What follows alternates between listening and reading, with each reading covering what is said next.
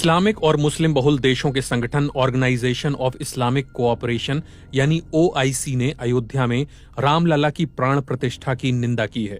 OIC ने मंगलवार को एक बयान जारी कर कहा, भारतीय शहर अयोध्या में जिस जगह पर पहले बाबरी मस्जिद ढहाई गई थी, वहीं राम मंदिर का निर्माण और इसकी प्राण प्रतिष्ठा गंभीर चिंता का विषय है। 22 जनवरी को प्रधानमंत्री नरेंद्र मोदी ने अयोध्या में बने नए राम मंदिर का उद्घाटन किया था। इस कार्यक्रम में राजनीति और बॉलीवुड के जाने माने चेहरों से लेकर बड़ी संख्या में आम लोग भी शामिल हुए थे। इस कार्यक्रम के ठीक एक दिन बाद 23 जनवरी को ओआईसी ने मस्जिद की जगह पर राम मंदिर बनाए जाने की निंदा की है। अपने बयान में ओआईसी ने कहा, ओआईसी देशों के विदेश मंत्रियों के काउंसिल की पिछली बैठकों में जाहिर रुख के अनुसार हम इन कदमों की निंदा करते हैं जिनका लक्ष्य बाबरी मस्जिद जैसे अहम इस्लामिक स्थलों को मिटाना है। बाबरी मस्जिद उसी स्थान पर 5 सदी तक खड़ी थी। अब तक भारत की तरफ से इस पर कोई प्रतिक्रिया नहीं आई है। मुस्लिम आबादी के लिहाज से भारत इंडोनेशिया और पाकिस्तान के साथ शीर्ष 3 देशों में है। प्यू रिसर्च के अनुसार मुसलमानों की आबादी 2060 में सबसे ज्यादा भारत में होगी और दूसरे नंबर पर पाकिस्तान होगा। ओआईसी इस्लामिक या मुस्लिम बहुल देशों का संगठन है। इसके कुल 57 देश सदस्य हैं। ओआईसी में सऊदी अरब का दबदबा है, लेकिन सऊदी अरब दुनिया के उन टॉप 10 देशों में भी शामिल नहीं है जहां मुस्लिम आबादी सबसे ज्यादा है। हालांकि इस्लाम के लिहाज से मक्का और मदीना के कारण सऊदी अरब बेहद अहम है। भारत मुस्लिम आबादी के लिहाज से शीर्ष 3 देशों में होने के बावजूद ओआईसी का सदस्य नहीं है। 2006 में 24 जनवरी को सऊदी अरब के किंग अब्दुल्लाह बिन अब्दुल अजीज भारत के दौरे पर आए थे। इस दौरे में उन्होंने कहा था कि भारत को ओआईसी का पर्यवेक्षक का दर्जा मिलना चाहिए।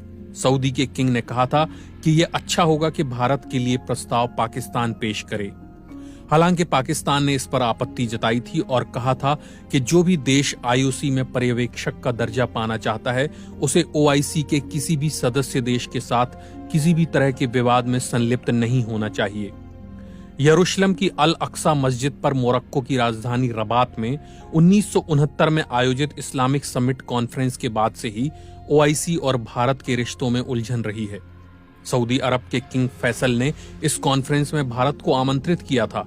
उनका कहना था कि यहाँ मुस्लिम देशों का मामला नहीं है, बल्कि सभी मुसलमानों का मामला है।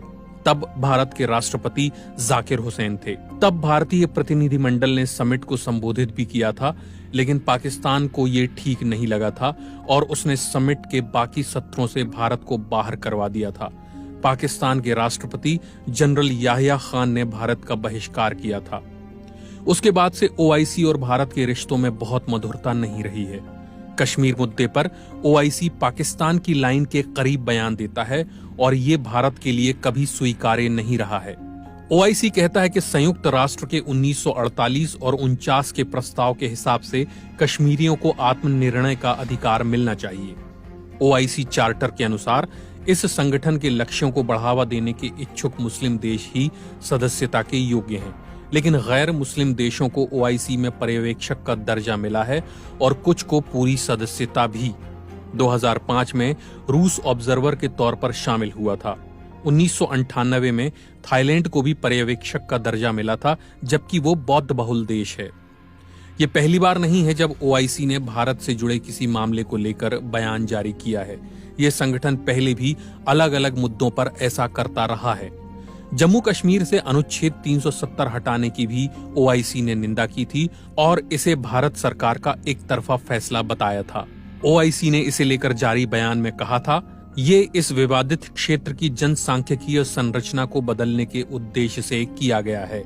ओआईसी ने कश्मीरी नेता यासिन मलिक को दी गई उम्र कैद की सजा को लेकर भी चिंता जताई थी। भारतीय जनता पार्टी की पूर्व प्रवक्ता नुपुर शर्मा मामले में भी ओआईसी ने कड़ी आपत्ति जताई थी और कहा था कि भारत में इस्लाम के प्रति बढ़ रही नफरत और इस्लाम को बदनाम करने की मुसलमानों के खिलाफ सुनियोजित कोशिशों का ये हिस्सा है। हालांकि ओआईसी की तरफ से जारी बयानों को भारत ने हमेशा खारिज ही किया है। जम्मू कश्मीर से अनुच्छेद 370 को हटाने पर आई ओआईसी की प्रतिक्रिया पर भारतीय विदेश मंत्रालय ने इसे गलत इरादे से दिया गया बयान कहा था।